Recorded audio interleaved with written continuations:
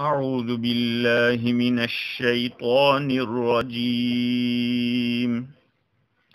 بسم الله الرحمن الرحيم.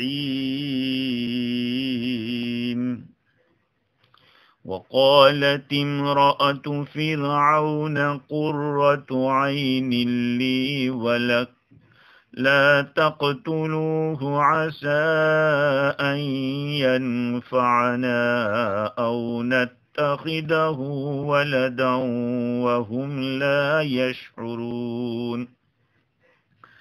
وأصبح فؤاد أم موسى فارغا إن كادت لتبدي به لولا أن ربطنا على قلبها لتكون من المؤمنين. وقالت لأخته قصيه فبصرت به عن جنب وهم لا يشعرون. وحرمنا عليه المراضع من قبل فقالت هل أدلكم على أهل بيت يكفلونه لكم وهم له ناصحون. فرددناه إلى أمه كي تقر عينها ولا تحزن ولتعلم أن وعد الله حق ولكن أكثرهم لا يعلمون. صدق اللہ العظیم. معزز سامعین، بزرگوں، پیارے بھائیوں، سننے والی خواتین، گفتگو کل ہماری یہ چل رہی تھی کہ حضرت موسیٰ علیہ السلام فرعون کے گھر پہ پہنچ چکے ہیں. حضرت آسیہ نے موسیٰ علیہ السلام کے اندر وہ خوبیاں دیکھ لی، نور چمکتے ہوئے دیکھا، انگلیوں کو منہ کے اندر چوستے ہوئے دیکھا اور خوبصورتی اور ملاحت کو دیکھا، تو طبعی طور پر ایک محبت داخل ہو گئی. اللہ رب العزت نے موسیٰ علیہ السلام کی محبت ڈال دی.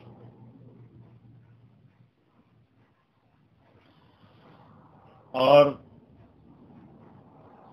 اس جگہ پر کچھ لوگوں نے فرعون کو ورگلایا بھی کہ یہ وہی تو لڑکا نہیں ہے جس کے ہاتھوں تیری حکومت چلی جائے گی. لیکن حضرت آسیہ نے مختلف باتیں کہی کہ یہ اس جگہ کا لڑکا نہیں ہے، اور بدن سے ایسا لگتا ہے کہ یہ ابھی کا نہیں ہے، وہ اس سال کا ہوگا، اس وقت کا جس میں بچوں کو قتل نہیں کیا جاتا تھا. اس لیے آسیہ نے یہ لڑکا فرعون سے مانگ لیا اور یہ بتایا قرۃ عین لی ولک، کہ یہ لڑکا ہمارے لیے، میرے لیے آنکھوں کی اور تیرے لیے آنکھوں کی ٹھنڈک بنے گا. یعنی اس کو دیکھ کر جی خوش ہوگا، دل بہلاتے رہیں گے. اس کو قتل مت کرو، ہو سکتا ہے کہ یہ ہمیں کچھ نفع پہنچا دے، یا ہم اس کو اپنا بیٹا ہی بنا لیں. وَهُمْ لَا يَشْعُرُونَ. اور ان لوگوں کو اس کا پتہ نہیں تھا، یہ انجام سے باخبر نہیں تھے. اس سے پہلے ایک آیت گزری ہے جس میں اللہ رب العزت نے فرمایا کہ ان فرعون و حامان و جنودہما کانوا خاطئین، فرعون اور حامان اور ان دونوں کا لشکر چوکنے والے اور خطا کرنے والوں میں سے تھے۔ یہ خطا کیا تھی؟ بعض مفسرین تو فرماتے ہیں کہ اس بچے کو اٹھانے کے اندر چوک کر رہے تھے، اور اکثر مفسرین فرماتے ہیں، جیسے کہ قرطبی نے بھی نقل کیا، رازی نے بھی نقل کیا، کہ اس کا مطلب یہ ہے کہ یہ کفر کے اوپر اور ظلم کے اوپر جو اڑے ہوئے اور ڈٹے ہوئے تھے، اس میں وہ غلطی پر تھے۔ یہاں اللہ تعالیٰ فرماتے ہیں وَهُمْ لَا يَشْعُرُونَ، ان لوگوں کو انجام کا کچھ پتہ نہیں تھا۔ علامہ عثمانی رحمت اللہ علیہ نے لکھا ہے کہ یہ تو خبر نہیں تھی کہ بڑا ہو کر کیا کرے گا۔ یہ سمجھے کہ بنی اسرائیل میں سے کسی نے خوف سے ڈالا ہے، اگر ایک لڑکا نہیں بھی مارا تو کیا ہو جائے گا، کیا ضروری ہے کہ یہ وہی بچہ ہو جس سے ہمیں خوف ہے۔ پھر دوسری بات یہ سوچی کہ جب پرورش کریں گے وہ خود ہی شرمائے گا کہ ہم نے ان کا نمک کھایا ہے، ان کی روٹی کھائی ہے، ان کے یہاں بڑے ہوئے ہیں، تو کس طرح ممکن ہے کہ یہ ہم سے دشمنی کرے گا۔ لیکن ان کے یہ پتہ نہیں تھا کہ یہ اس کا دوست ہوگا جو سارے جہاں کا پرورش کرنے والا ہے، اور جو کہ چونکہ تم اس کے دشمن ہو، اس لیے یہ لڑکا مجبور ہوگا اس ذات کی دوستی کی وجہ سے کہ وہ پروردگار حقیقی کے حکم سے تمہاری مخالفت کرے گا۔ یہ ان کو پتہ نہیں تھا۔ اب آگے کیا ہوتا ہے، اللہ تعالیٰ ادھر کا حال بیان کرتے ہیں۔ موسیٰ علیہ السلام کی والدہ کا کیا حال ہے؟ بیٹا نظروں سے غائب ہے، 3-4 مہینے یا 8 مہینے تک دودھ پلایا ہے۔ ایسے ہی ماں کی ممتا ہوتی ہے، اولاد چاہے کیسی ہی کیوں نہ ہو، ماں کو اپنی اولاد سے محبت ہوتی ہے۔ اللہ تعالیٰ فرماتے ہیں وَأَصْبَحَ فُؤَادُ أُمِّ مُوسَىٰ فَارِغًا، اور موسیٰ علیہ السلام کی والدہ کا دل خالی ہو گیا۔ ایک ترجمہ تو یہ ہے، دوسرا ترجمہ یہ ہے اور موسیٰ علیہ السلام کی والدہ کا دل صبح کے وقت میں بے قرار ہو گیا۔ رات کو بچہ چھوڑا تھا، اب صبح اس حال میں کی کہ دل بے قرار ہے۔ یہاں پر یہ جو لفظ فارغہ آیا ہے، فارغ کے معنی خالی، کہتے ہیں فارغ بیٹھے ہم تو خالی بیٹھے ہیں، فراغت ہو گئی۔ اس کا مطلب یہ کہ جو پڑھ رہے تھے اس سے ہم نے اس کو پورا کر دیا، ابھی کوئی کام نہیں ہے اس کا پڑھنے کا۔ تو یہاں اللہ تعالیٰ نے موسیٰ علیہ السلام کی والدہ کے دل کے فارغ ہونے اور خالی ہونے کو بیان کیا۔ اور عجیب بات یہ ہے کہ فؤاد کا لفظ لائے، ایک تو ہوتا ہے دل اور ایک ہوتا ہے فؤاد۔ فؤاد دل کے بالکل جو ہارٹ ہے اس کے بالکل بیچ کا حصہ، جس کے اندر جو دل کے اندر بیچ میں ہوتا ہے، جیسے کہ سینے میں دل ہے ایسے دل میں بھی ایک دل ہے جو دل کا بیچ کا حصہ ہے۔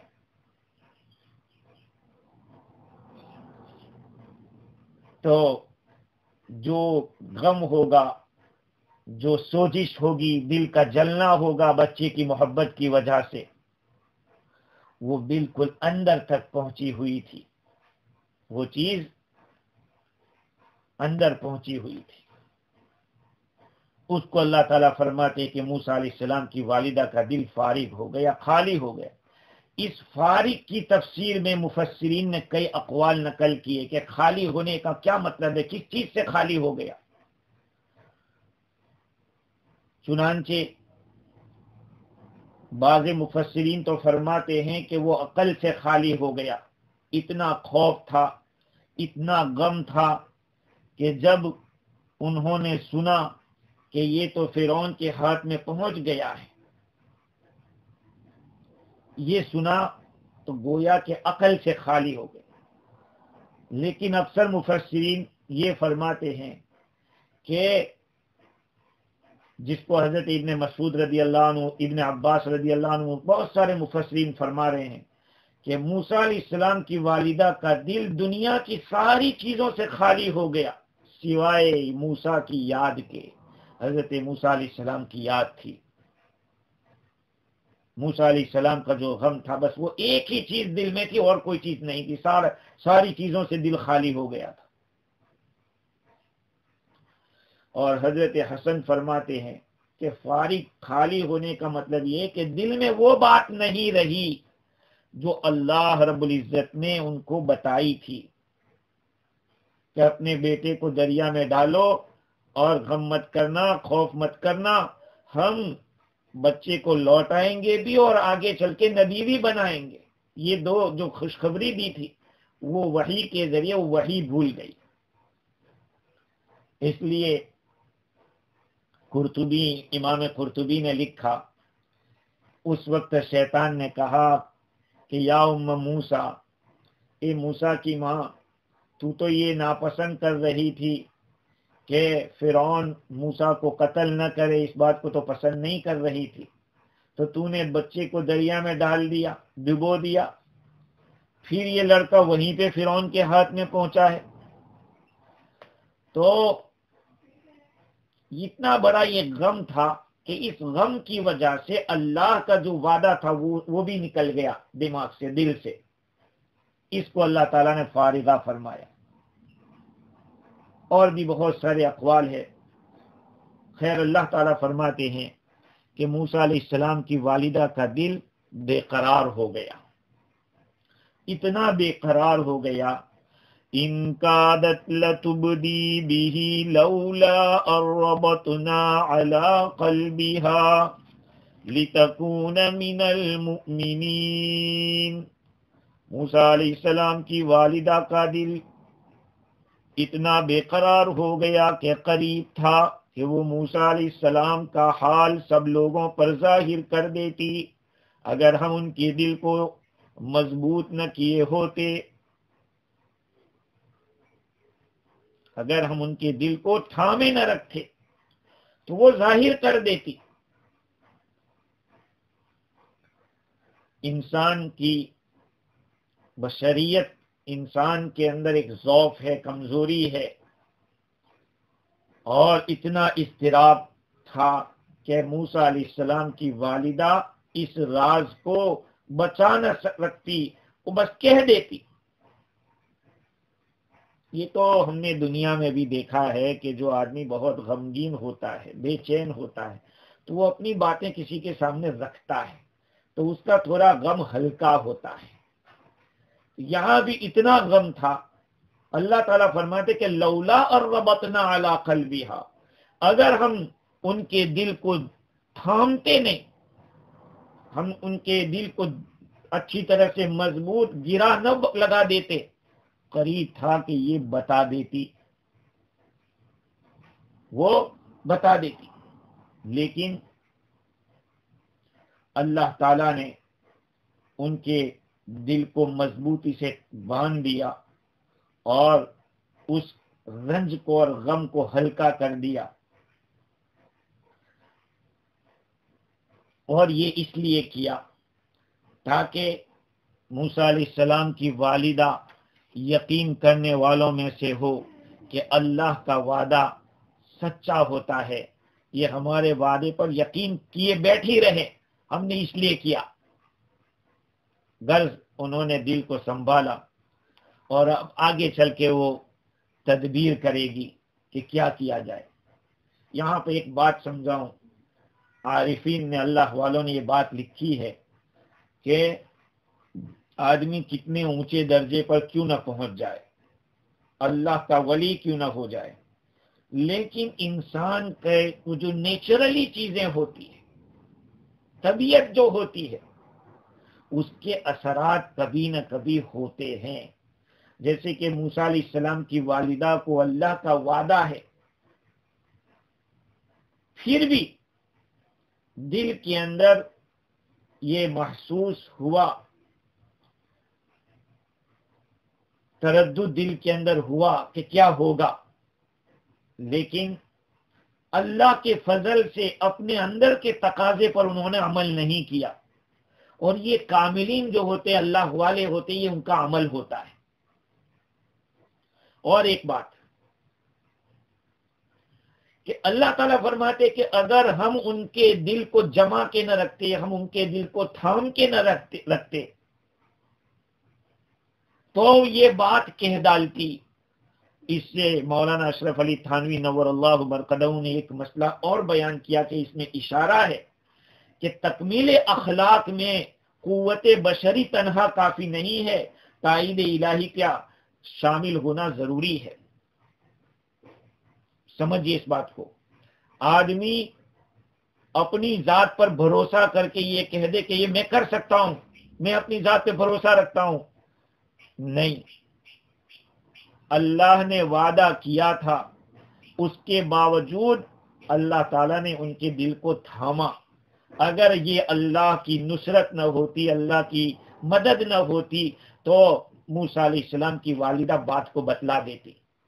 یہاں پتہ چلتا ہے کہ آدمی اپنے اخلاق کو درست کرنے کے لیے صرف اپنی ذات پر بھروسہ کر کے نہ بیٹھ جائے، اللہ سے مانگے. آج میرے عزیزو یہ بہت اہم بات میں آپ کو بتا رہا ہوں. ضروری ہے کہ ہم اس بات کو سمجھیں کہ اپنے اخلاق کو درست کریں. آج ہمیں چھینک آنا شروع ہو جاتا ہے تو ڈاکٹر کے دروازے پہ پہنچ جاتے ہیں، منہ پراتا ہے، گول پراتے ہیں، جیسے یہاں کی زبان میں کہتے ہیں ہمارے فجی میں، تو پھر آدمی ڈاکٹر کے چکر کاٹتا ہے. لیکن ہمارے اندر جو اخلاقی برائیاں ہیں، کسی کے ساتھ ہمیں جیلسی ہے، کسی کے سامنے ہم گھمنڈ کرتے ہیں، اپنے آپ کو بڑا سمجھتے ہیں، جہاں خرچ کرنا ہے وہاں بھی خرچ نہیں کرتے، جس کو بخل کہتے ہیں، کنجوس پنا ہے. یہ جو برائیاں ہیں، اخلاقی برائیاں، ان کو نکالنا ضروری ہے. اور اس کے لیے اللہ والوں سے تعلق رکھنا بے انتہا ضروری ہے.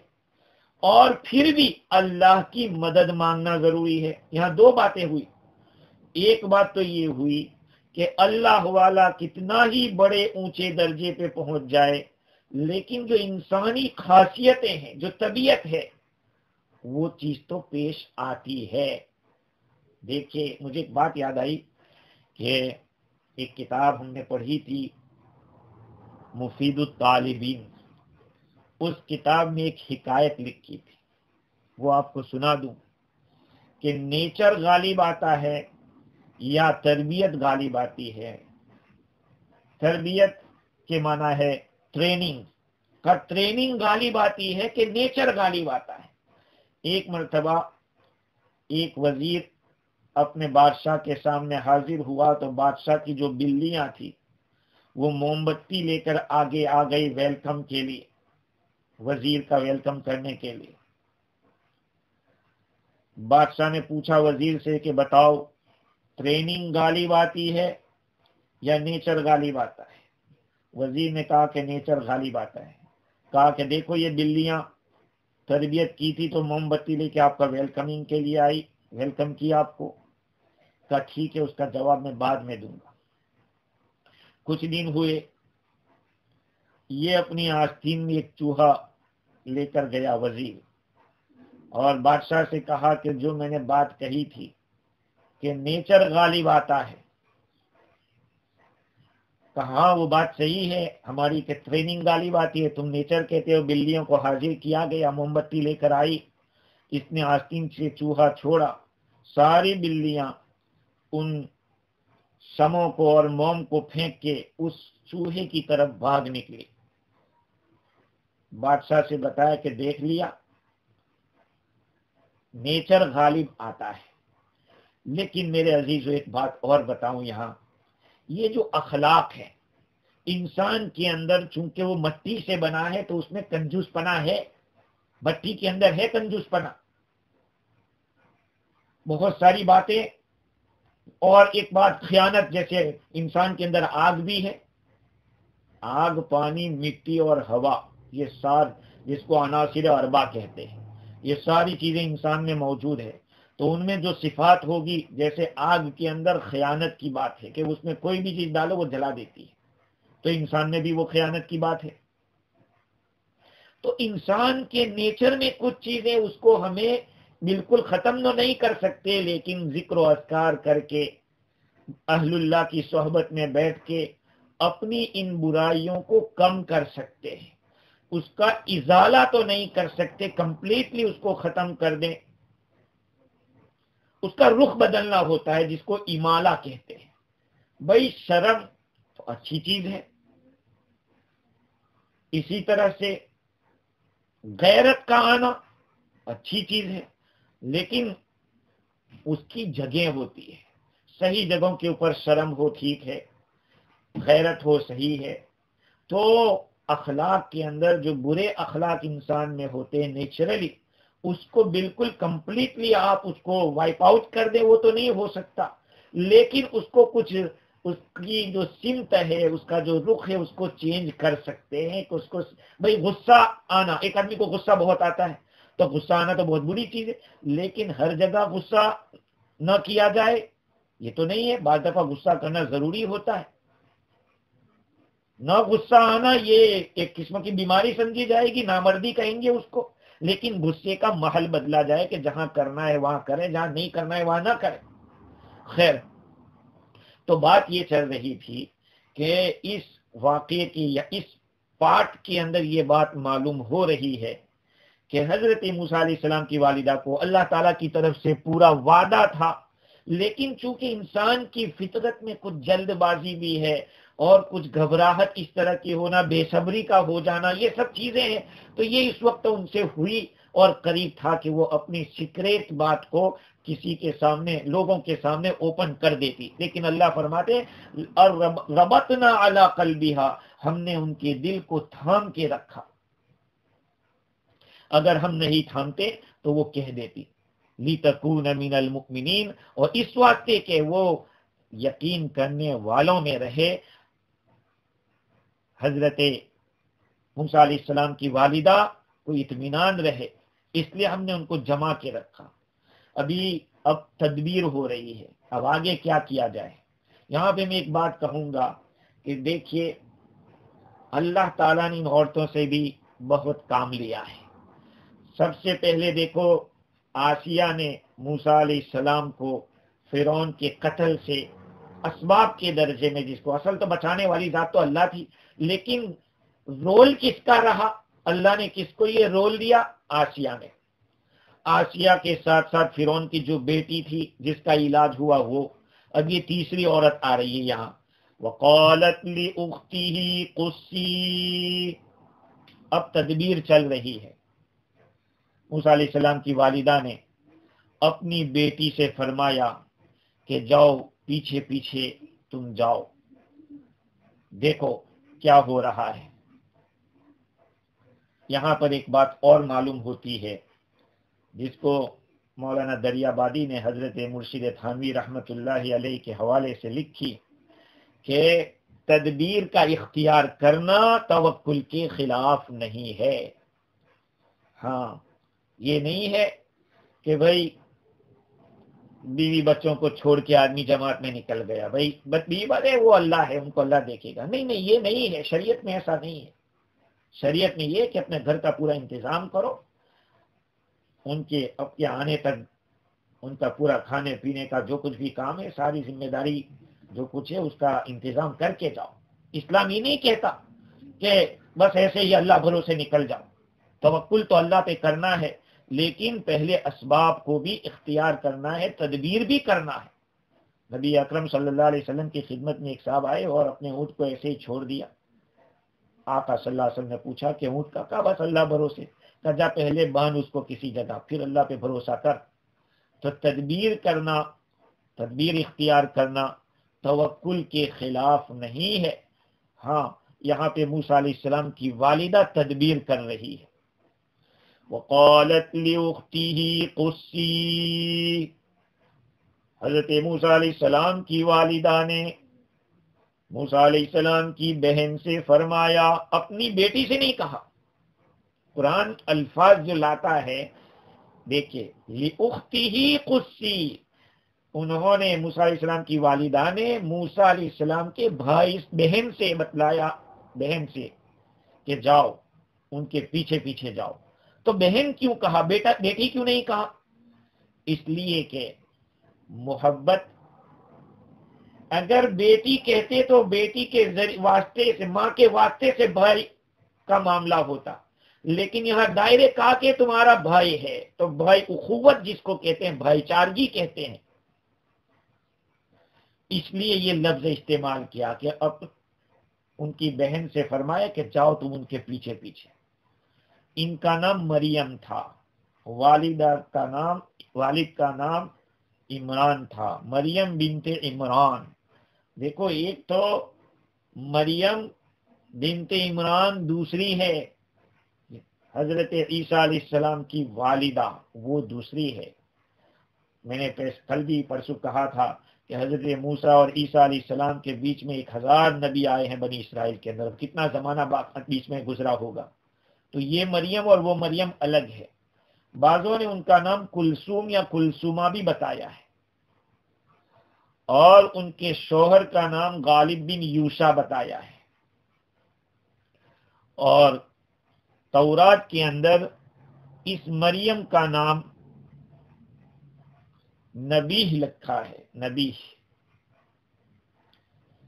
حضرت موسیٰ علیہ السلام کی والدہ نے اپنی بیٹی سے حکم دیا کہ جاؤ بھائی کے پیچھے پیچھے خبر کے تلاش کرو کہ کیا ہوا ہے۔ معاملہ دیکھو، فَبَصُرَتْ بِهِ عَنْ جُنُبٍ وَهُمْ لَا يَشْعُرُونَ، وہ دور سے دیکھتی رہی۔ ایک ترجمہ یہ ہے، اور ایک ترجمہ یہ ہے کہ وہ اجنبی ہو کر دیکھتی رہی۔ موسیٰ علیہ السلام کی بہن راستہ چل رہی تھی اور دیکھ رہی تھی دور سے، لوگوں کو پتا نہیں تھا کہ یہ ان کی بہن ہے۔ اب مفسرین نے یہاں پر لکھا ہے کہ وہ اس طرح سے ایک سائٹ کے اوپر چلتی تھی اور نظریں چرا کر دیکھ رہی تھی، کسی کو پتا نہ چلے کہ یہ لڑکی ان کی خبر نکالنے کے لیے آئی ہے، اور لوگوں کو پتا بھی نہیں تھا کہ یہ ان کی بہن ہے اور یہ نگرانی کر رہی ہے، دیکھنے کے لیے آئی ہے۔ آگے کیا ہوتا ہے اللہ تعالیٰ فرماتے ہیں، اللہ کی اب دیکھیں قدرت، اللہ ظاہر کر رہا ہے اپنی قدرت کو۔ وَحَرَّمْنَا عَلَيْهِ الْمَرَاضِعَ مِنْ قَبْلُ فَقَالَتْ هَلْ أَدُلُّكُمْ عَلَىٰ أَهْلِ بَيْتٍ يَكْفُلُونَهُ لَكُمْ وَهُمْ لَهُ نَاصِحُونَ، اور ہم نے دودھ پلانی والی عورتوں کو موسیٰ علیہ السلام سے روک رکھا، پہلے سے روک رکھا تھا۔ تو موسیٰ علیہ السلام کی بہن بولی، میں تمہیں بتاؤں ایک ایسے گھر والوں کو جو اس لڑکوں کو پال دیں گے تمہارے لیے، اور وہ اس کا بھلا چاہنے والے ہیں۔ دیکھا، فرعون نے بھی فکر کی کہ اس بچے کو دودھ پلایا جائے، لیکن اللہ رب العزت فرما دے کہ حرمنا علیہ المراضع۔ ایسے حرمنا کے معنی تو حرام کرنے کے ہے، لیکن یہاں حرام سے شریعت والا حرام نہیں ہے، بلکہ روکنے کا معنی ہے۔ اللہ تعالیٰ فرما دے کہ ہم نے روک رکھا ساری دودھ پلانے والیوں کو۔ بہت ساری عورتیں پیش کی گئی موسیٰ علیہ السلام کے سامنے کہ کسی کا دودھ قبول کر لے۔ حضرت موسیٰ علیہ السلام کسی کا دودھ قبول نہیں کر رہے تھے، کسی کا دودھ پینے کے لیے تیار نہیں تھے۔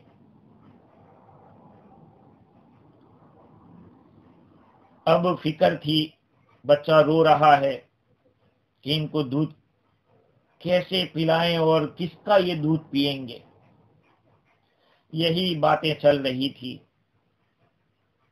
اتنے میں حضرت موسیٰ علیہ السلام کی بہن وہاں پہنچ جاتی ہے۔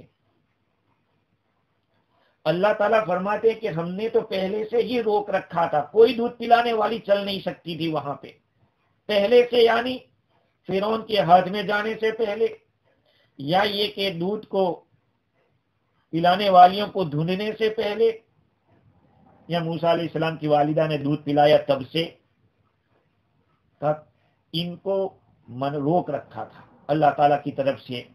موسیٰ علیہ السلام کسی کو قبول نہیں کر رہے تھے۔ کیوں نہیں قبول کر رہے تھے؟ کیونکہ اللہ نے روکا تھا۔ کیوں روکا تھا اللہ نے؟ اس لیے کہ اللہ کے نزدیک موسیٰ علیہ السلام کا مقام، ان کا جو مرتبہ ہے وہ اونچا تھا۔ ان کو بچانا تھا کہ ان کی والدہ کے دودھ کے سوا کسی اور کا دودھ نہ پیے، کیونکہ اللہ تعالیٰ اسی دودھ پلانے کو سبب بنانے والا تھا موسیٰ علیہ السلام کو ان کی والدہ تک واپس کرنے کا۔ اور وہ بھی کیسے؟ امن کے ساتھ پلانے والی۔ پہلے تو 3 مہینے 4 مہینے جو بھی پلایا وہ ڈر ڈر کے پلایا کہ کہیں کسی کو پتہ نہ چل جائے، کوئی دیکھ نہ لے میرے بچے کو، لیکن اب ان کو امن کے ساتھ پلانا ہے، اور وہ بھی اپنے گھر پہ پلانا ہے، اور شان کے ساتھ اور عزت کے ساتھ پلانا تھا، اس لیے اللہ رب العزت نے روک رکھا۔ یہاں ایک بات مجھے ابھی ذہن میں آ رہی ہے، وہ یہ ہے کہ کبھی کبھی اللہ رب العزت بعض چیزوں کو بندے سے روکتا ہے کیونکہ وہ اس سے بڑھیا چیز دینا چاہتا ہے۔ اللہ تعالیٰ بعض چیزوں کو روکتا ہے، اور روکنے کا مقصد اس میں اللہ کی کوئی ایسی مرضی ہوتی ہے اور ایسا کوئی منشا ہوتا ہے کہ اللہ تعالیٰ اس بندے کو کچھ نوازنا چاہتا ہے۔ خیر، بات یہ ہوئی کہ موسیٰ علیہ السلام کی بہن پہنچ گئی اور ان سے یہ بتا دیا، جب کوئی بھی دودھ قبول نہیں کر رہے تھے، کسی بھی دایا کو ایکسپٹ نہیں کر رہے تھے، تو فقالت، موسیٰ علیہ السلام کی بہن نے بتایا، هل ادلکم علی اہل بیت یکفلونہ لکم وہم لہ ناصحون، کیا میں تمہاری رہنمائی کروں ایک ایسے گھرانے کی جو اس بچے کی تمہارے لیے پرورش کر دے گے اور وہ اس کے خیر خواہ بھی ہیں۔ بات بھی بڑی گول مول ہے۔ جب یہ بات انہوں نے بتائی تو کہا کہ تو اس لڑکے کو جانتی ہے کہ تم لڑکے کے گھر والوں کو بتانا چاہتی ہے؟ کہا نہیں، میں نہیں جانتی، لیکن میں اتنا جانتی ہوں کہ وہ خیر خواہ ہے بادشاہ کی۔ ارے بادشاہ کے گھر کسی کو کام مل جائے کون تیار نہیں ہوگا؟ یہ تو میں نے آپ کو اس لیے بتایا کہ آپ ڈھونڈ رہے ہیں اور آپ پریشان ہیں، تو ایک ایسی عورت ہے کہ جو آپ کا یہ کام خوشی سے کر سکتی ہے، اور ہمارا ان کے ساتھ کنیکشن ہے۔ بعضوں نے یہ بھی کہا ہے کہ جب انہوں نے یہ بتایا موسیٰ علیہ السلام کی بہن نے کہ میں ایسا گھرانہ بتاتی ہوں جو اس طرح کام کر دے، کہا کہ کون ہے وہ؟ کہا میری ماں ہے۔ کہا کہ تیری اماں کا کوئی لڑکا بھی ہے؟ کہا ہاں، ہارون ہے، اور ہارون علیہ السلام اس سال میں پیدا ہوئے جس میں بچے کو قتل نہیں کیا جاتا تھا۔ کہا تب تو ٹھیک ہے۔ کہا پھر ان کو لے آؤ۔ موسیٰ علیہ السلام کی بہن اپنی والدہ کو لینے کے لیے جاتی ہے اور خبر دیتی ہے کہ اس طرح ہے۔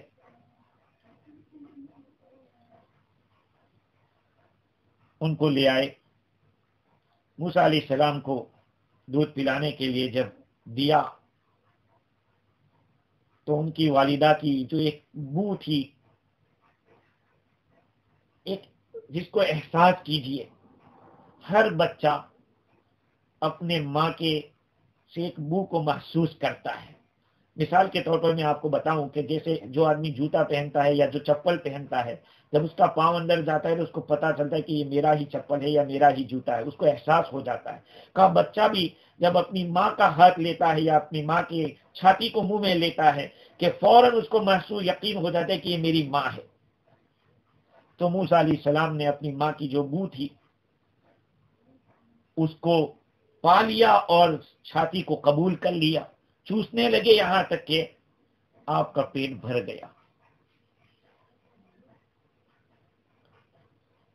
اب بات یہ ہوئی کہ فرعون کا تو ارادہ تھا ہی، یہ دنیاوی ارادہ تھا اس کا کہ کوئی دودھ پلانے والی آ جاوے اور ان کو دودھ پلاوے۔ اب موسیٰ علیہ السلام کی والدہ کا یہ معاملہ ہو گیا، ان کو قبول کر لیا، تو ان سے پیشکش کی گئی کہ آپ یہاں آ کر ہمارے اس بچے کو دودھ پلاتی رہیں۔ تو انہوں نے منع کر دیا کہ نہیں، میں یہاں آ نہیں سکتی، میرے گھر لڑکی ہے، خاوند ہے، لڑکا ہے، یہ سب کچھ ہے۔ بعض تفسیروں میں ہے کہ شوہر بھی ہے، اس طرح کا کہا انہوں نے، اس لیے میں یہاں نہیں آ سکتی۔ تو کہا کہ ٹھیک ہے، آپ بچے کو لے جائیں اور اپنی نگرانی رکھیں اچھی طرح سے، ہم آپ کو کچھ اجرت دیتے رہیں گے۔ کیا اجرت؟ کہا کہ 1 دینار 1 دن کی اجرت مقرر کی۔ اب شاہی بات ہے، بادشاہی یہ تو مہمان ہے، اور 1 دینار سونے کا دینار ہوتا ہے، تو روزانہ کا 1 دینار مقرر ہوئی اجرت۔ اب سوال ہوتا ہے، علماء کرام جب کبھی ایسا موقع ہوتا ہے تو سوال کرتے ہیں کھڑے کہ بھئی اپنا ہی بچہ ہے اور اپنے ہی بچے کو دودھ پلانے کی اجرت کیسے ہو سکتی ہے؟ ارے ایک ہی بات میں تو سمجھتا ہوں، جب خدا کسی کو فائدہ پہنچانا چاہے تو کسی راستے سے پہنچا سکتا ہے، اور جو خدا کرتا ہے اسے کوئی پوچھنے والا نہیں ہے۔ موسیٰ علیہ السلام کے بھائی کو، بنیامین کو اپنے پاس، حضرت یوسف علیہ السلام کے بھائی کو اپنے پاس روکنے کا تھا، تو اللہ نے ایک راستہ نکالا تھا کہ یوسف علیہ السلام کا برتن ان بھائی کے برتن میں ڈال دیا اور روک لیا۔ وہ اللہ کی مرضی ہے۔ رہا یہ کہ اجرت کا مسئلہ، تو ظاہری بات ہے کہ ابھی تو اس بچے کا قبضہ فرعون کا ہے، اب یہ کام لے رہا ہے تو اجرت دینی پڑے گی۔ بعض علماء فرماتے ہیں کہ اصل میں یہ حربی ہے فرعون، وہ تو ظاہری بات ہے کہ وہ ایمان والا تو تھا نہیں، بس اللہ تعالیٰ نے اس کا مال ان کے لیے حلال رکھا تھا، تو اس طرح سے اجرت کا بھی انتظام ہوگا۔ یہ ہے اللہ کی قدرت کہ اپنا ہی بچہ ہے اور دوسرے سے اجرت مل رہی ہے، اور اپنے ہی گھر کے اندر پل رہا ہے اور بڑا ہو رہا ہے۔ خیر، اس طرح سے حضرت موسیٰ علیہ السلام اپنی والدہ کے پاس جاتے ہیں۔ بعض مفسرین نے فرمایا کہ جس وقت موسیٰ علیہ السلام کی والدہ کی چھاتی کو قبول کیا تو حامان نے کہا کہ یہ تمہارا لڑکا، تو آپ ان کی ماں لگتی ہو۔ ہاں نہیں، کہا کیسے آپ کا دودھ قبول کیا، کسی اور کا قبول نہیں کیا؟ تو فرمایا کہ ایھا الملک انی امرأۃ طیبۃ الریح، کہا کہ دیکھو میں ایک صاف ستھری عورت ہوں، اور دودھ بھی میٹھا، خوشبو بھی صحیح، تو بچے نے میری بو محسوس کی ہوگی تو اس نے میرا دودھ قبول کر لیا، کسی اور کا قبول نہیں کیا۔ اور اس میں کوئی شک نہیں ہے، ماں باپ کے اطوار کہاں ہے اولاد میں، دودھ ہے ڈبے کا، تعلیم ہے سرکار کی۔ ماں کا جو دودھ ہوتا ہے وہ بہت قیمتی ہوتا ہے۔ ماں کے دودھ سے جو بچے کی پرورش ہوتی ہے، ہاں کہتے ہیں کہ ماں کے دودھ سے زیادہ بہتر بچے کے لیے کوئی دودھ نہیں ہوتا۔ اب یہاں ایک سوال ہو سکتا ہے کہ حضرت موسیٰ علیہ السلام کے لیے تو ان کی والدہ ہی کا دودھ رہا، میرے اور آپ کے آقا سرکار دو عالم صلی اللہ علیہ وسلم کے لیے حلیمہ سعدیہ کا دودھ، اور بھی کچھ عورتوں کا ہے۔ تو چونکہ ان عورتوں کو ایک شرف بخشنا تھا، ان کی ایک سعادت اللہ تعالیٰ کو بخشنا تھا۔ دوسری بات یہ ہے کہ جہاں حضرت حلیمہ سعدیہ رہتی تھی وہاں کی ایک آب و ہوا صاف ستھری، ایک دیہات کی جس کو کہتے ہیں، اور دیہات کے اندر ایک فصیح زبان ہوتی ہے، اللہ تعالیٰ کی طرف سے آپ کو معجزات ملنے والا تھا، وہ بھی ایک زبان کا معجزہ۔ تو وہ ساری چیزیں اللہ تعالیٰ کی مشیت تھی، اور عرب کا یہ رواج تھا کہ اس طرح سے بچوں کو دائیں دودھ پلاتی تھی۔ اور یہاں تو حضرت موسیٰ علیہ السلام کو وہاں پہنچانا ہی تھا اس دودھ کی بنیاد پر، تو اللہ تعالیٰ نے ان کی والدہ ہی کا دودھ مقرر کیا. لیکن اس میں کوئی شک نہیں کہ بچے کے لیے اپنی ماں کے دودھ سے زیادہ کوئی دودھ بہتر نہیں. ہاں، دودھ کی وجہ سے آدمی کی طبیعت بدل جاتی ہے، اس میں کوئی شک نہیں ہے. اس لیے پاکیزہ عورت ہو، صاف ستھری دیندار عورت ہو، ایسی عورت کے دودھ کے اثرات اولاد کے اندر پڑتے ہیں. اللہ تعالیٰ فرماتے ہیں فَرَدَدْنَاهُ إِلَىٰ أُمِّهِ كَيْ تَقَرَّ عَيْنُهَا وَلَا تَحْزَنَ. ہم نے موسیٰ علیہ السلام کو ان کی والدہ تک واپس کر دیا تاکہ ان کی آنکھ ٹھنڈی ہو اور غم نہ کرے، وہ غم زدہ غمگین نہ رہے.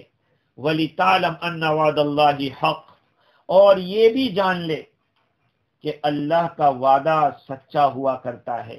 وَلَكِنَّ أَكْثَرَهُمْ لَا يَعْلَمُونَ، لیکن اکثر لوگ نہیں جانتے.